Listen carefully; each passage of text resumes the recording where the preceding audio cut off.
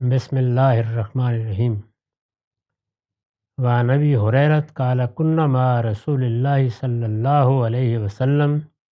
فقام بلال ینادی فلما سکت قال رسول اللہ صلی اللہ علیہ وسلم من قال مثل هذا یقینا دخل الجنہ۔ ابو ہریرہ بیان کرتے ہیں کہ ہم رسول اللہ صلی اللہ علیہ وسلم کے ساتھ تھے۔ بلال کھڑے ہوئے، انہوں نے اذان دی۔ جب وہ اذان سے فارغ ہو گئے تو رسول اللہ نے فرمایا کہ جس شخص نے اس اذان کے ساتھ اس کا جواب دیا، ظاہر ہے کہ وہ جواب اللہ تعالیٰ کی بڑائی کو بیان کرتا ہے، وہ ایمان کی تجدید کا جواب ہے، اس میں اللہ کی توحید کی شہادت دی جاتی ہے، محمد الرسول اللہ صلی اللہ علیہ وسلم کے بارے میں یہ گواہی دی جاتی ہے کہ ہم انہی کو اللہ کا پیغامبر مانتے ہیں، اور بار بار اس کا اعادہ کیا جاتا ہے کہ اللہ کے سوا کسی کے پاس نہ کوئی قوت ہے، نہ اللہ کے سوا کوئی میرا مددگار بن سکتا ہے۔ چنانچہ حی علی الصلاح اور حی علی الفلاح کے جواب میں جیسا کہ رسول اللہ صلی اللہ علیہ وسلم نے بتایا ہے، لا حول ولا قوت الا باللہ کی صورت میں اللہ تعالیٰ کی بڑائی کا، اس کی قوت کا اور اس کے احاطے کا اظہار کیا جاتا ہے۔ اس کا علم بھی ہر چیز کا احاطہ کیے ہوئے ہے، اس کی قدرت بھی ہر چیز کا احاطہ کیے ہوئے ہے، کوئی چیز اس کی گرفت سے باہر نہیں ہے۔ یہ ایک بڑے غیر معمولی کلمات ہیں، اگر فی الواقع سوچ سمجھ کر ادا کیے جائیں تو آپ نے فرمایا کہ جو یہ کرے گا اس کے لیے جنت کی بشارت ہے۔ عن عائشہ رضی اللہ عنہا قالت کان النبی صلی اللہ علیہ وسلم اذا سمع المؤذن یتشہد قال وانا۔ عائشہ رضی اللہ عنہ بیان کرتی ہیں کہ نبی صلی اللہ علیہ وسلم نے فرمایا کہ جب آپ اذان کی آواز سنتے تھے اور اذان میں مؤذن یہ کہتا تھا کہ اشہد ان لا الہ الا اللہ یا اشہد ان محمد الرسول اللہ، تو آپ بھی جواب میں کہتے تھے کہ میں بھی اسی کی گواہی دیتا ہوں، میں بھی اسی کی گواہی دیتا ہوں۔ یہ پیچھے بھی بہت سی روایتوں میں بیان ہوا ہے کہ ہمیں یہ تلقین کی گئی ہے کہ جب اس طرح سے اذان دی جائے تو یہ اصل میں اللہ تعالیٰ کی طرف سے ایمان کی دعوت ہے، یہ پیغام ہے جو 5 وقت پہنچایا جاتا ہے، محض نماز سے بلانے کا ایک طریقہ نہیں ہے، بلکہ اس کو مسلمانوں کی بستیوں کے لیے ایک دعوت بنا دیا گیا ہے، پیغام بنا دیا گیا ہے، تبلیغ بنا دیا گیا ہے، چنانچہ اس کا جواب دینا چاہیے۔ یہ 677 678 روایات تھیں۔ اب اس کے بعد نیا باب شروع ہوتا ہے۔ عن ابن عمر قال قال رسول اللہ صلی اللہ علیہ وسلم ان بلال ینادی بلیل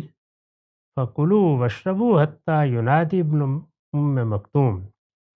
قال وکان ابن ام مکتوم رجل عاما لا ینادی حتى یقال له اصبحت اصبحت۔ یہ بخاری مسلم دونوں کی روایت ہے، یہاں اس کا رقم 680 ہے۔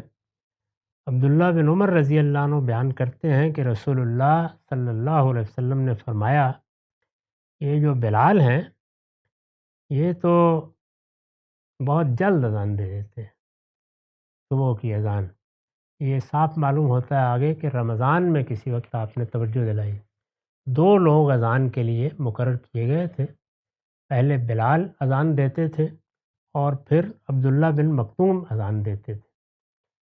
تو آپ نے فرمایا کہ بلال تو رات ہی میں اذان دے دیتے ہیں، اس لیے بلال کی اذان سن کر تم کھانا پینا نہ چھوڑا کرو، بلکہ کھاتے پیتے رہا کرو، ابن ام مکتوم کی زبان اذان کا انتظار کیا کرو، حتیٰ ینادیہ ابن ام مکتوم، یعنی صبح کے وقت چونکہ یہ دیکھنا ہوتا ہے کہ کب فجر کا وقت شروع ہو رہا ہے، ظاہر ہے کھانا پینا اسی وقت چھوڑا جاتا ہے روزے میں، تو آپ نے بتایا کہ یہ تو ابھی رات ہوتی ہے اذان دے دیتے ہیں، اس لیے تم انتظار کیا کرو، ابن ام مکتوم اذان دیں تو پھر کھانا پینا چھوڑا کرو۔ اس میں آگے بڑی دلچسپ بات ہے، وکانا ابن ام مکتوم رجل عاما، یہ عبداللہ بن مکتوم جو تھے یہ اندھے تھے، دیکھ نہیں سکتے تھے، تو اب یہ بیٹھے رہتے تھے، یعنی بلال نے اذان دے دی ہے اور یہ بیٹھے ہوئے ہیں۔ حتیٰ یقال لہو، مسجد میں لوگ آ کے کہتے تھے اصبحت اصبحت، بھائی صبح ہو گئی اب اذان دو۔ آپ نے فرمایا کہ رمضان کے مہینے میں اسی کا انتظار کیا کرو اس وقت تک کھاتے پیتے رہا کرو، اس سے کچھ نہیں ہوتا۔ ہمارے پیغمبر نے جو دین ہمیں بتایا ہے اس میں اسی طرح رعایت ہے، التفات ہے، اس میں جس طرح کی بعض فقہی مشغافیاں کی جاتی ہیں وہ کسی جگہ نظر نہیں آتی۔ تو یہاں حالانکہ اس کا اندیشہ تھا کہ یہ تو بیٹھے رہیں گے، اندھے ہیں، لیکن آپ نے فرمایا کہ نہیں، یہی ٹھیک ہے، جب یہ اذان دے اس وقت کھانا پینا بند کر دیا کرو۔ وعن سمرۃ بن جندب قال قال رسول اللہ صلی اللہ علیہ وسلم لا یمنعنکم من سحورکم اذان بلال ولا الفجر المستطیر ولكن الفجر المستطیر فی الافق۔ مسلم کی روایت ہے، رقم 681 ہے، سمرہ بن جندب بیان کرتے ہیں، کم و بیش وہی بات ہے، دوسرے لفظوں میں بیان ہوئی ہے کہ رسول اللہ صلی اللہ علیہ وسلم نے فرمایا یہ جو بلال کی اذان ہے یہ سحری کھانے سے تمہیں نہ روکے، کھاتے رہا کرو۔ یہ تو دے دیتے ہیں اذان، ابھی رات ہی ہوتی ہے، اور یہ بھی دیکھ لیا کرو کہ جو فجر کی ایک لمبی دھاری پہلے نمودار ہوتی ہے وہ صبح کاذب ہوتی ہے، اس پر بھی کھانا پینا چھوڑنے یا سحری سے ہاتھ روکنے کی کوئی وجہ نہیں ہے۔ ولاکن الفجر المستطیر، وہ جو صبح صادق ہوتی ہے جس میں